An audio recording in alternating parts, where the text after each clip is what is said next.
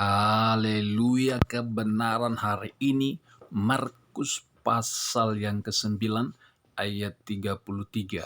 Siapa yang terbesar di antara murid-murid? Siapa yang terbesar di antara murid-murid? Kemudian tibalah Yesus dan murid-muridnya di Kapernaum. Ketika Yesus sudah di rumah, ia bertanya kepada murid-muridnya, "Apa yang kamu perbincangkan tadi di jalan?" Tetapi mereka diam, sebab di tengah jalan tadi mereka mempertengkarkan siapa yang terbesar di antara mereka. Lalu Yesus duduk dan memanggil ke-12 murid itu, katanya kepada mereka, "Jika seseorang ingin menjadi yang terdahulu, hendaklah ia menjadi yang terakhir dari semuanya dan pelayan dari semuanya." Maka Yesus mengambil seorang anak kecil dan menempatkannya di tengah-tengah mereka. Kemudian ia memeluk anak itu dan berkata kepada mereka, "Barang siapa menyambut seorang anak seperti ini dalam namaku, ia menyambut aku. Dan barang siapa menyambut aku, bukan aku yang disambutnya, tetapi dia yang mengutus aku." Sekali lagi, barang siapa menyambut seorang anak seperti ini dalam namaku, ia menyambut aku. Dan barang siapa menyambut aku, bukan aku yang disambutnya, tetapi dia yang mengutus aku. Wow. Dari ayat ini kita melihat bagaimana hati Yesus terhadap anak-anak kecil. Apa yang Yesus lihat di dalam diri anak-anak sehingga Yesus begitu cinta, begitu sayang dan begitu peduli dengan pelayanan anak-anak. Yang pertama yang Yesus lihat dalam diri anak-anak adalah anak-anak itu jiwanya, hatinya masih polos. Ada kepolosan di sana. Tidak ada kesombongan, tidak ada keinginan untuk menjadi penguasa. Tetapi yang ada di sana adalah hati yang polos, hati yang rendah hati. Dan Yesus juga melihat di dalam diri anak-anak itu adalah penuh dengan potensi. Anak-anak adalah gudang potensi yang luar biasa. Karena setiap anak Tuhan sudah perlengkapi dengan potensi dan karunia, skill. Anak itu lebih mudah untuk belajar, lebih mudah untuk menangkap sesuatu ketika dia belajar. Kalau dia lihat sesuatu, kemudian dia pelajari, maka dia akan mudah. Seperti belajar HP, belajar musik, dan yang lain-lain. Yang bagi orang dewasa, itu sudah sangat sulit untuk ditangkap dan dipelajari. Tetapi bagi anak kecil, itu sangat mudah. Ini potensi yang luar biasa di dalam diri anak. Itu sebabnya kita perlu melayani anak-anak di masa kecil supaya kita memperlengkapi mereka menjadi orang-orang yang hebat di kemudian hari.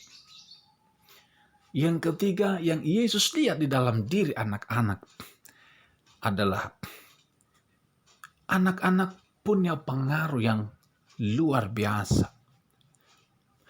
Kalau anak-anak di usia kecil, dia hidupnya tidak ada roh takut akan Tuhan, dia menjadi orang yang tidak tahu kebenaran, maka perjalanan hidupnya semakin lama, maka dia akan mempengaruhi orang banyak kepada ketidakbenaran. Kalau umurnya hari ini umur 5 tahun, maka waktu waktu perjalanan hidupnya semakin panjang, semakin lama, dan semakin lama juga dia mempengaruhi hidup orang lain.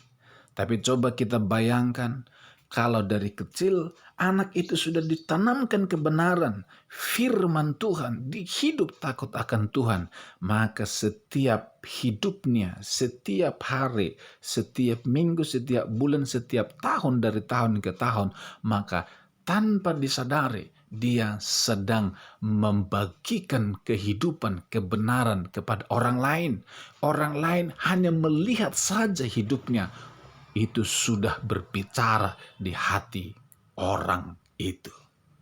Wow, dia menjadi kesaksian bagi banyak orang dari cara hidupnya, cara bicaranya, karakternya, dan banyak orang akan kagum melihatnya. Kenapa? Karena ada Yesus di dalam dirinya. Tentu ada banyak hal yang terkandung di dalam diri anak. Itulah yang membuat Yesus peduli dengan pelayanan anak. Saudara, dan saya mau katakan, gereja yang mau besar, gereja yang mau bertumbuh besar, berkembang, perhatikanlah anak-anak. Perhatikanlah pelayanan anak-anak. Ketika gereja sudah tidak peduli dengan pelayanan anak, maka gereja itu sedang mengabaikan apa yang diinginkan oleh Tuhan. Yesus berkata, barang siapa menyambut anak, dia sedang menyambut aku. Wow, saudara.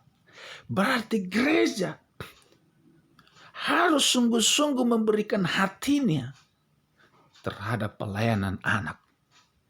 Jangan karena anak-anak tidak punya uang, lalu gereja hanya memikirkan orang-orang dewasa yang kaya yang punya uang. Yesus hatinya kepada anak-anak. Karena kalau anak-anak kita berubah, generasi kita berubah, maka generasi masa depan dunia ini akan penuh dengan kemuliaan, damai sejahtera, dan kebenaran.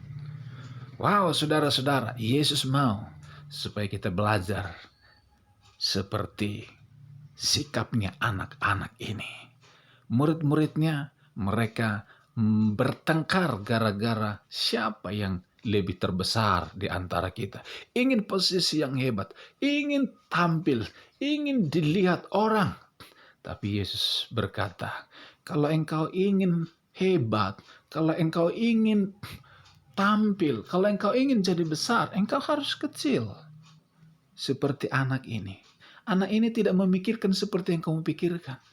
Tetapi kalau engkau ingin menjadi besar, jangan kejar yang besar, tetapi kejarlah yang kecil. Jangan kejar yang besar, tapi kejarlah yang kecil. Kenapa? Itu juga yang dihidupi oleh Yesus. Yesus ditinggikan, dimuliakan, diagungkan. Setiap lutut bertelut, setiap lidah mengaku Yesus adalah Tuhan, Raja segala raja. Karena Yesus sudah mati di atas kayu salib. Sudah nol.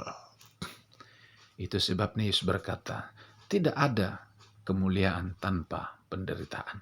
Jangan kejar kebesaran, tapi kejarlah kerendahan, rendah hati, peduli sama orang, kasih sayang,